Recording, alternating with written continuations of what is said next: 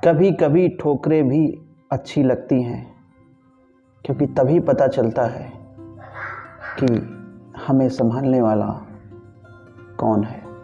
Hi guys, मैं पंकज भारती।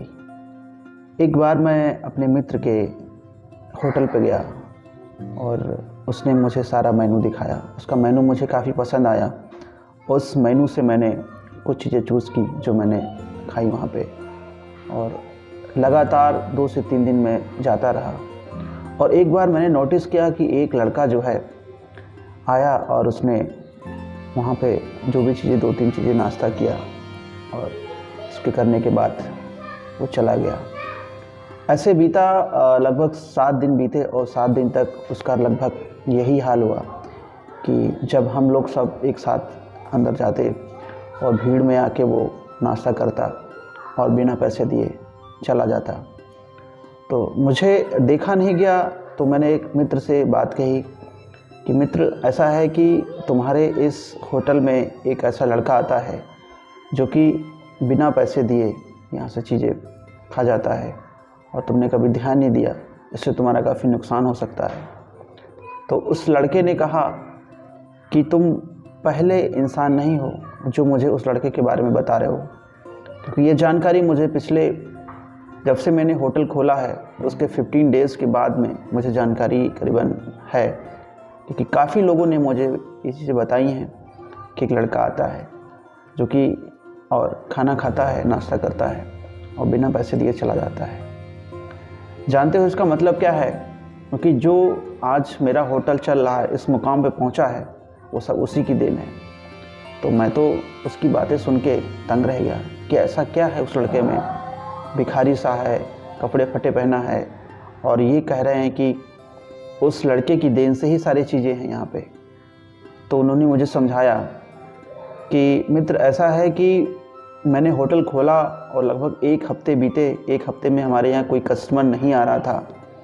मैं काफ़ी परेशान था कि मेरा जो होटल है वो किराए पे है और मुझे किराया भी देना होता है, और कस्टमर्स नहीं आ रहे हैं तो मुझे बहुत प्रॉब्लम हो सकती है आगे। तो एक दिन मैंने देखा कि सुबह का टाइम था और मैं बैठा सोच ही रहा था कि ये लड़का हमारे होटल के बाहर गेट के सटे हुए बैठा और ऊपर वाले से दुआएं कर रहा था कि ऊपर वाले इस होटल में बहुत से लोगों, बहुत से कस्टमर भेजो, ताकि उस कस्टमर, उस भीड़ के साथ मैं होटल के में जाके कुछ खा सकूं, मेरा पेट भर सके। और उसने दुआएं की।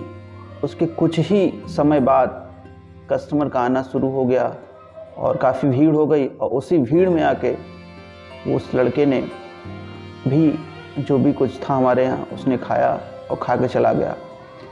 मैंने ये चीज़ें नोटिस की, लेकिन मैंने उससे कुछ नहीं कहा। फिर दूसरे दिन भी ऐसा ही हाल हुआ। काफ़ी भीड़ आई, भीड़ के साथ लड़का अंदर आया, उसने खाया और चला गया। ऐसे करते करते आज तक, अभी तक कई लोगों ने हमसे बताया कि एक लड़का आपके यहाँ आता है और आपके यहाँ खाता पीता है और आपको बगैर पैसे देके चला जाता है।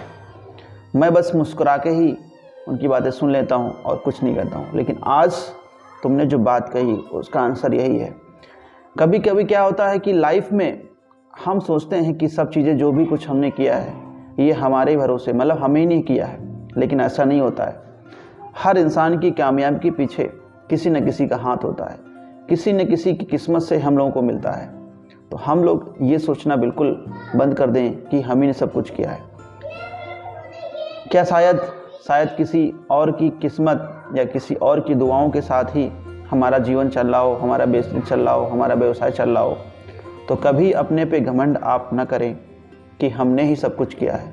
शायद किसी दूसरे की किस्मत से शायद आपको सारी चीज़ें मिली हों। तो गाइस, उस मित्र से मुझे बहुत बड़ी सीख मिली कि लाइफ में अगर आप कुछ भी अच्छा या कुछ भी कर रहे हैं तो ये मत कभी आप सोचें कि आपने किया हो। शायद आपके घर में किसी सदस्य का आपके ऊपर दुआओं का असर हो, या किसी भी, जैसे मैंने अभी अपने मित्र की स्टोरी बताई, वैसे हो सकता है आपके साथ भी ऐसा हुआ हो। तो चीज़ों को नोटिस करें और बिल्कुल इसी तरह अपने जीवन को समझें